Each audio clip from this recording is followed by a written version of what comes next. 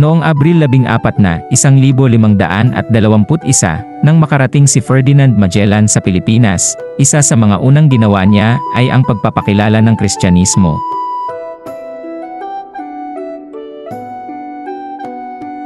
Ang unang binyag sa Pilipinas ay naganap sa isla ng Limasawa, Leyte. Isang katutubong lalaki na nagngangalang Raha Humahon ang naging unang Pilipinong nabinyagan.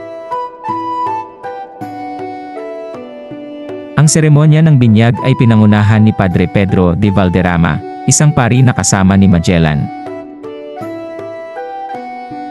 Ang pangyayaring ito ay isang mahalagang sandali sa kasaysayan ng Pilipinas, dahil nagsimula ito ng isang proseso ng pagpapalit ng relihiyon sa bansa.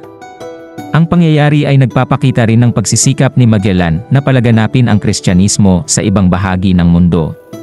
Ang binyag ni Raha Humabon ay nagmarka ng simula ng pagkakaroon ng Kristyanismo sa Pilipinas, isang relihiyong nananatiling malakas hanggang sa kasalukuyan.